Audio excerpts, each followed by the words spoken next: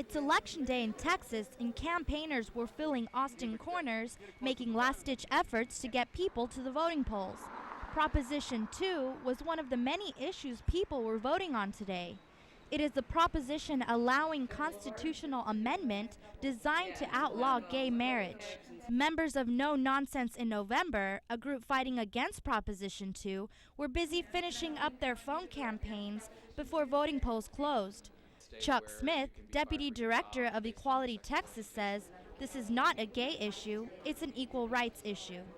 The first assumption that people make, which is inaccurate, is that this is just about marriage. And I think the first sentence of the amendment is about marriage, but it's also something that's already the current law. The second sentence is not about marriage. The second sentence is about discrimination.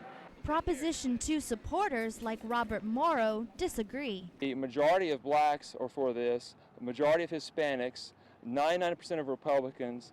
Denny Thomas, the only black Austin City Councilman, is for Proposition 2. The only ones who aren't are just some frustrated, angry liberals who need to understand what the First Amendment is, and they need to understand biological reality, which is one man plus one woman equals marriage.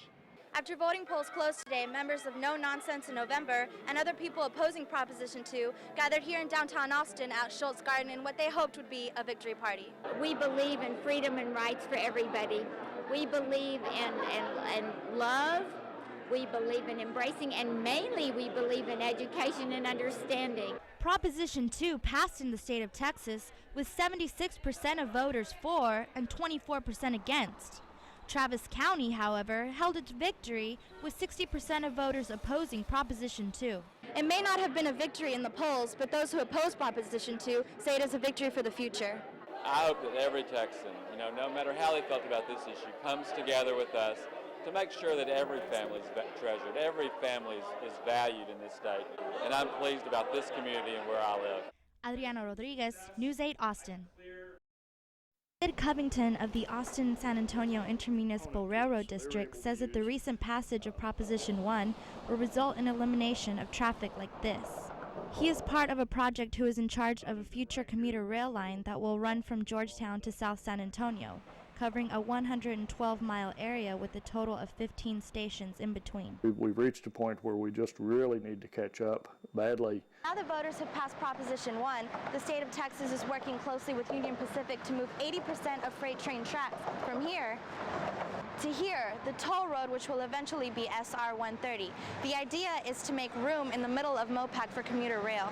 Our objective is to use the existing Union Pacific right-of-way, and as soon as we're able to move a lot of the freight traffic off, then that provides capacity without having to build all new tracks and keeps the cost down. Though costs may be down, they certainly are not small. It will take $600 million to replace the freight trains with commuter rail like these models.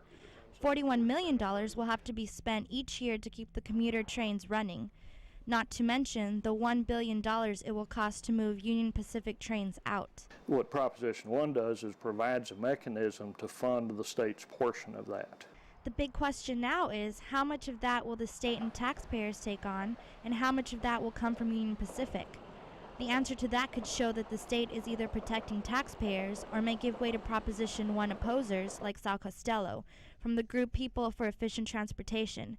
He calls Proposition 1 corporate welfare. I don't think it's the corporate welfare that he says. I think this is something that's good for everybody in the state of Texas. These railroad lines were built, particularly the ones here in Austin, were built in 1851. We wouldn't lay them out this way now if we had it to do over again, and we're having the opportunity now for the first time since 1851 to really kind of put the railroad lines where they need to be instead of the middle of our cities. With the Austin-San Antonio Intermunicipal Railroad District working to move forth in their plans, Covington says we should expect to board the first train in 2009. Adriana Rodriguez, News 8 Austin.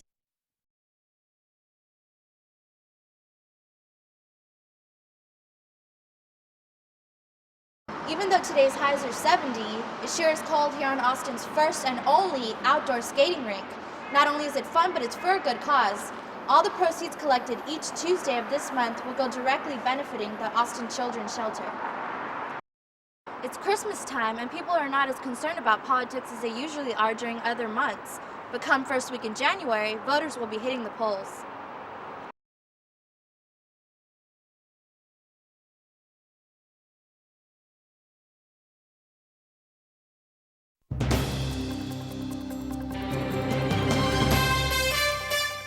From Austin's only 24-hour local news channel with your news now. This is News 8 Austin today. Good afternoon, I'm Adriana Rodriguez. We're glad to have you here with us here at News 8 Austin this afternoon. At 8 minutes past, we'll get you caught up on your forecast, but first, here's a look at the news of the day. A 30-year-old man is dead after a major collision in North Austin. Witnesses say a Honda Accord and a Tacoma pickup truck were traveling opposite directions on West Anderson Lane. The Honda crossed over into the wrong lane, causing a head-on collision. The passenger in the Accord was ejected and pronounced dead on the scene. The driver of the Accord was taken to the hospital with critical injuries. The truck's driver did not need medical attention. The accident happened just after 6 o'clock Saturday night and is still under investigation.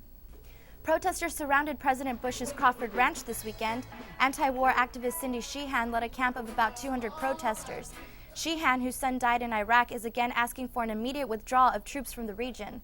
War protesters weren't the only demonstrators out this weekend. Several counter-protesters held signs in support of the troops and the war effort. They say Sheehan and her supporters misrepresent military families. A new exhibit titled The Vietnam Experience is on display at the LBJ Library. The exhibit features art created by combat artists during war. The pieces are meant to give visitors a sense of life in combat and honor Vietnam veterans. Some pieces include portrayals of guerrilla attacks, riverboat patrols, and life in the middle of the war. The watercolor drawings and paintings are on loan from the Naval Historical Center. The display will remain open until Memorial Day this coming May.